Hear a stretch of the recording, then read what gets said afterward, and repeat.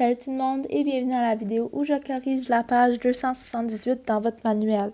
Donc, ici à la question 10, Raphaël désire emballer un bâtonnet de fromage qui a la forme d'un cylindre. Quand même drôle que Raphaël désire emballer un bâtonnet de fromage, mais en tout cas.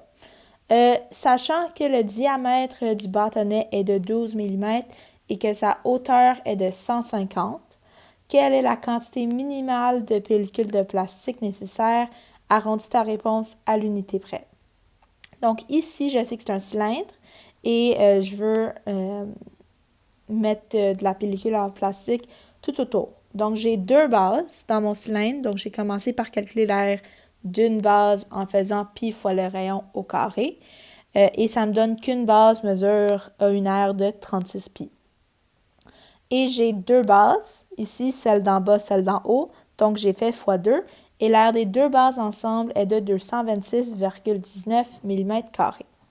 Donc ça, c'est l'aire des deux bases.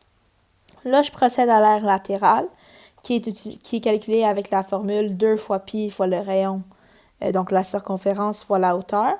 Je remplace, je vous rappelle, ici, on m'a donné que le diamètre est de 12, donc ça implique que mon rayon est de 6. Et en faisant le calcul, l'aire latérale est de 5654,87.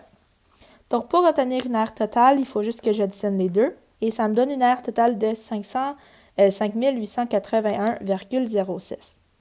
Par contre, dans la question, on voulait que tu arrondisses à l'unité près. Vous pouvez voir ici que je n'ai pas écrit 5881 parce que si j'écris 5881, je ne vais pas avoir assez de pellicule de plastique pour emballer le bâtonnet au complet. Donc, j'ai arrondi de 1 vers le haut. Donc, c'est 5882. Si vous avez oublié de faire ça, ce n'est pas la fin du monde. Pour la question 2 ici, on voulait savoir c'était quoi la quantité de mètres carrés que Stéphane a besoin pour recouvrir l'aire latérale de cette pyramide. Donc, j'ai commencé par trouver l'aire d'un triangle en faisant base fois hauteur divisé par 2. Et l'aire d'un triangle est de 2,025.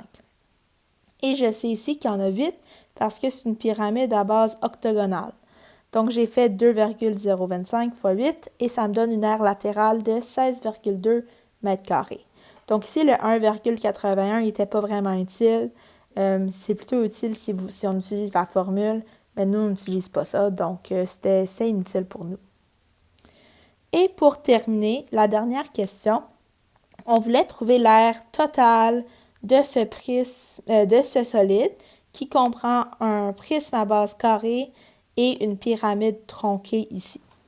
Donc, premièrement, je me suis fait des petites étapes. Donc, j'ai commencé avec la base bleue, qui est un carré. Par la suite, j'ai fait l'aire latérale, les 4 rectangles du prisme. C'est en avant, sur les deux côtés et en arrière.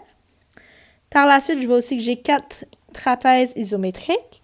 Donc, j'ai calculé l'aire des 4 trapèzes et finalement la base carrée du haut aussi. Donc, c'est ça que j'ai fait.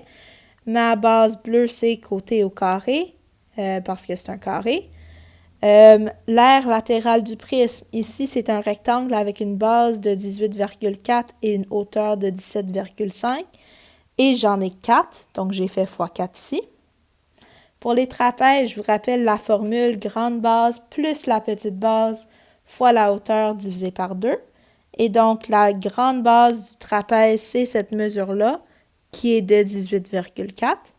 La petite base, c'est cette mesure-là qui est de 6,75.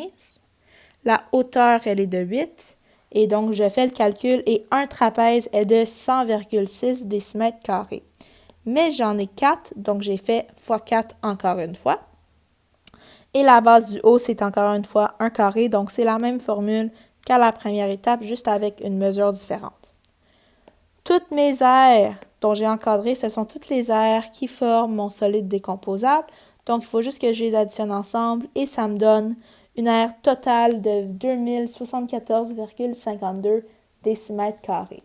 Encore une fois, si votre réponse est un petit peu différente de la mienne, c'est pas la fin du monde. Donc, c'est tout pour ça tout le monde. Je vous souhaite une bonne journée et à bientôt.